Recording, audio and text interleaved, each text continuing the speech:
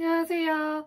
이번 시간에는 이제 제국주의 시대, 그리고 이 제국주의 국가들이 식민지를 이제 많이 만들기 시작하면서 아시아하고 아프리카의 여러 국가들을 자기네들이 맘대로 분할을 해서 가져가는 시대가 펼쳐지게 됩니다.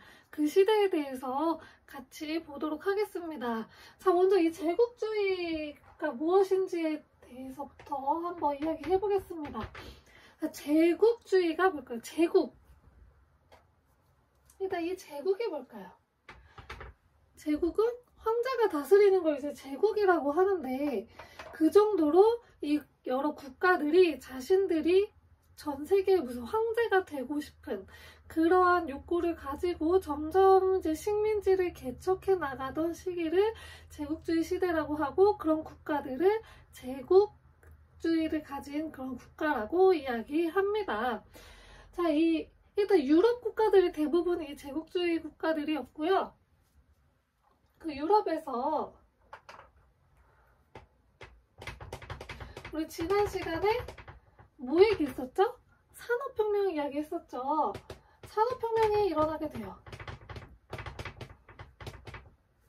그러면서 그 대용량의 그런 물건들을 생산하는 게 가능해졌어요. 그러면서 그 물건들을 팔 공간이 필요해졌어요. 그 자신의 본국에서 다 팔 수가 없기 때문에 해외 시장으로 눈을 돌려야 되는데, 그러기에 좀 적합한 게 바로 식민지였던 거죠. 식민지에다가는 관세도 안 매기고, 그리고 자기네들이 마음대로 물건을 강제로 갖다가 팔 수가 있기 때문에 그 어떠한 시장보다도 훨씬 더 효율적이고, 그리고 그 식민지에서 원료도 가져올 수가 있었거든요. 그래가지고 이 물건들을 팔고 또 원료를 갖고 오기 위해서 식민지 개척에 열을 올리게 되었습니다. 그래가지고 이제 식민지 개척이 시작이 됐는데요.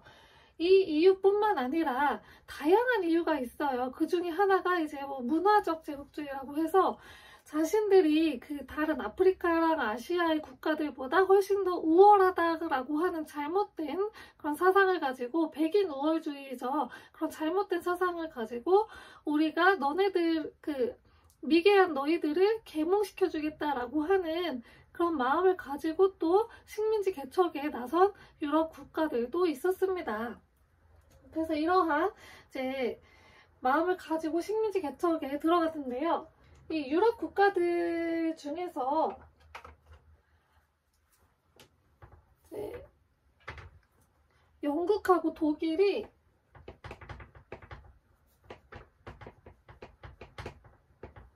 각각 펼쳤던 정책이 있어요. 영국은 3C 정책이라고 하고, 독일은 3B 정책이라고 해요. 자, 3C 정책은 뭐냐? C가 3개라는 얘기죠. 그래서 어디를 잇는 거냐면, 카이로, 이집트의 카이로, 그리고 남아프리카의 케이프 공화국이라고 있어요. 그리고 콜카타, 인도의 콜카타를 잇는 3C 정책을 이야기했고, 독일은 자신의 수도 베를린에서 시작을 해서, 그리고 지금 그 이라크 지역에 있는 바그다드를 거쳐서 비잔티움까지 잇는 3B 정책을 실시를 하였습니다. 그래가지고 그 식민지를 넓히고 그쪽에서 아시아하고 아프리카에서 세력을 확장하기 위해서 이러한 이제 도시들을 잇는 3C 정책, 3B 정책을 이제 실시를 했는데, 이러한 경쟁이 좀 심화가 될수록 서로 이제 그 식민지 경쟁이 과열되기 시작을 했습니다. 자, 그러면서 이제 영국과 독일뿐만 아니라 다양한 나라들이 식민지 개척에 뛰어들었는데요. 자, 먼저 어디를 분할을 하냐? 아시아하고 태평양 지역을 자기네들끼리 나눠 갖기 시작을 해요. 근데 웃긴 게 여기는 원래 살고 있었던 사람들이 있잖아요. 근데 거기 가가지고 자기네들이 여기를 여기는 너네가 갖게 해줄게, 여기 우리가 대신에 갖게 해줘라고 자기들끼리 그냥 땅 따먹기를 한 거예요. 좀 말이 안 되죠. 좀 아무튼 이러한 짓을 했는데, 아시아 태평양 지역에서는 자 어떤 나라들이 있냐, 우리 신항로 개척했을 때 가장 먼저 뛰어들었던 국가가 포르투갈과 에스파냐라고 이야기했잖아요. 자, 여기도 포르투갈과 에스파냐가 있는데,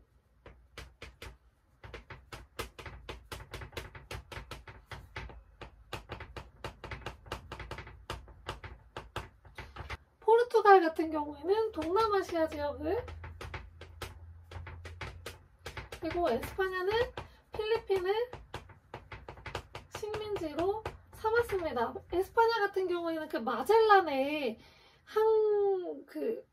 항이 있잖아요. 마젤란 세계 일주 이후에 이제 필리핀에다가 정착을 하면서 필리핀을 더 이렇게 식민지화 시켰던 거고요.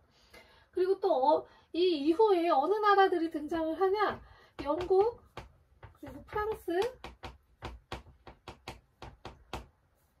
네덜란드 등이 이제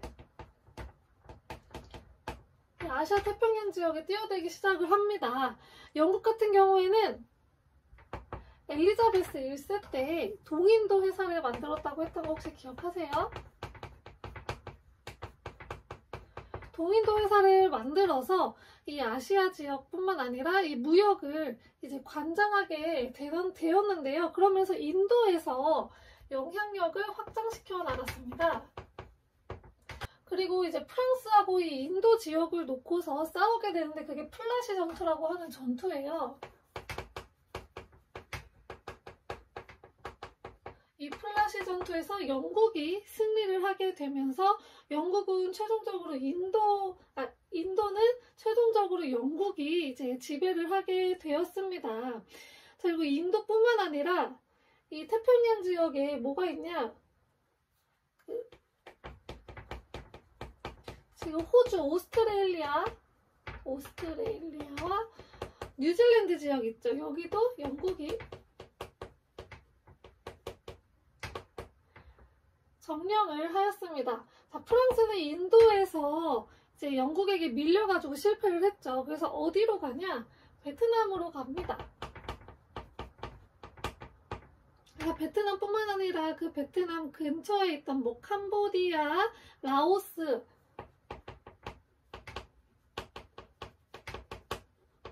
이쪽 지역까지 다 점령을 하면서 프랑스령 인도차이나 영방을 만들게 됩니다.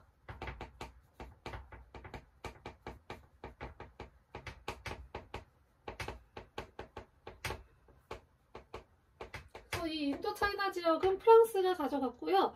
네덜란드도 이 영국과 마찬가지로 동인도 회사를 만들어서 이제 무역을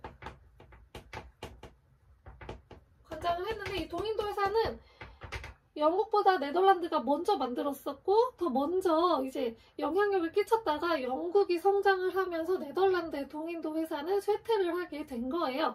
근데 이 동인도 회사를 만들어서 무역을 이제 관장을 했었는데, 얘네는 어디로 가냐? 인도네시아 지역으로 갑니다. 그래가지고 이 인도네시아 지역에서 향료 무역이죠. 향료 무역을 주도하게 되었습니다. 이게 네덜란드이고요. 그리고 또 아시아 지역, 태평양 지역은 누가 들어오게 되냐? 바로 미국이 들어오게 됩니다. 미국은 조금 뒤늦게 들어왔어요. 왜냐하면 미국은 다른 나라들보다 뒤늦게 생긴 국가잖아요. 그래가지고 좀 뒤늦게 들어왔는데, 자, 어디를 가져가게 되냐? 에스파냐하고 전투를 벌여요. 그래서 필리핀을 가져가게 되고, 필리핀뿐만 아니라 괌, 그리고 하와이도 미국이 가져가게 되었습니다. 그래서 이 괌하고 하와이는 지금도 미국 영토죠. 그리고 독일 같은 경우에는 더 뒤늦게 뛰어들었어요. 독일은 다른 국가들은 이미 중앙집권 국가가 형성이 통일 국가가 형성이 되어 있는데 독일은 분열이 돼 있다가 뒤늦게 통일을 하고 식민지 경쟁에 뛰어들었기 때문에 이제 좀 뒤늦게 다른 국가들에 비해서 뒤늦게 뛰어들어서 이미 땅을 다른 나라가 다 가져갔어요. 그래서 가져갈 땅이 몇 개 없어서 남아있던 땅을 이제 가져갔는데 태평양에 여러 가지 섬이 되게 많잖아요. 그 섬들을 일부를 가져가게 돼서 그 비스마르크 제도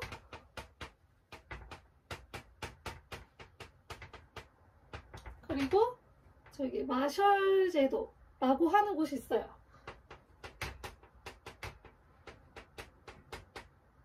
여기를 가져가게 되었습니다.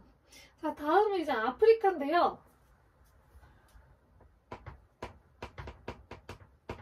아프리카는 지하 자원이 굉장히 풍부해서 이 유럽이 계속 이제 노리고 있었던 지역이고 여기도 굉장히 유럽 열강들이 이 차지하기 위해서 굉장히 그 경쟁을 펼쳤던 곳이에요.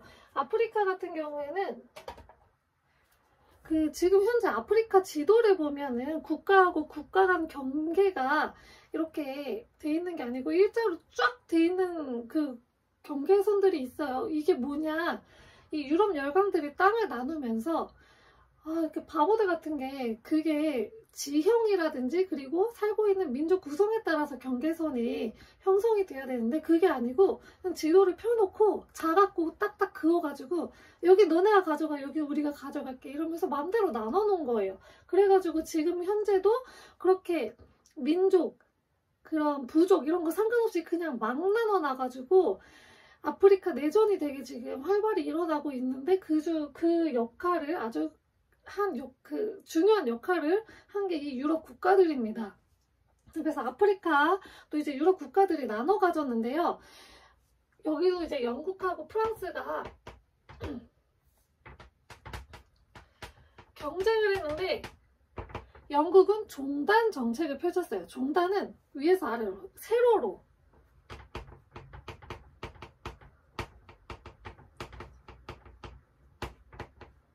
했고 프랑스는 횡단 정책을 펼쳤어요.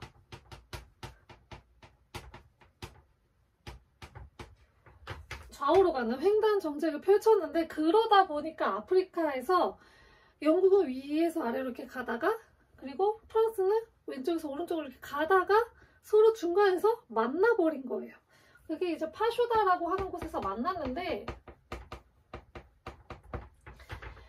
이때 프랑스가 영국에게 양보를 해줘요. 도의적으로 양보를 해줬다기보다는 프랑스가 당시에 국내 상황이 좀 있었어요. 드레피스 사건이라고 하는 그 유대인 그 간첩이었던 드레피스 중령이었나? 아무튼 그 군인이 억울한 누명을 쓴 게 밝혀져가지고 프랑스 내에서 완전히 뒤집어지는 사건이 일어나요.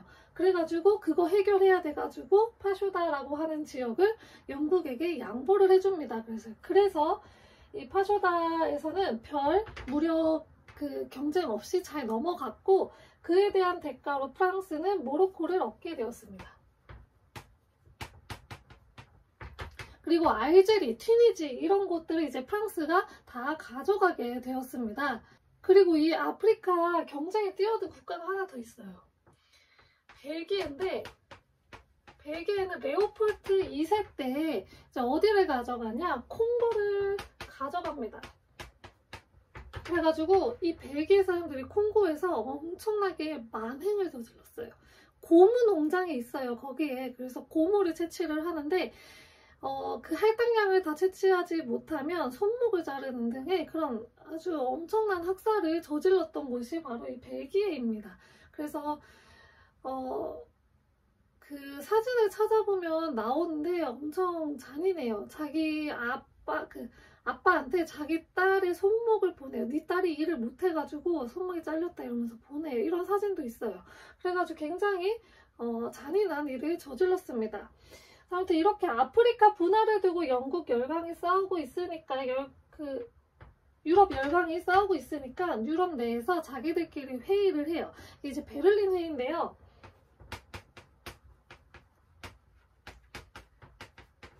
여기서 이제 아프리카 분할을 어떻게 할 거냐, 그리고 자기들끼리 회의를 한 거예요. 어이가 없죠.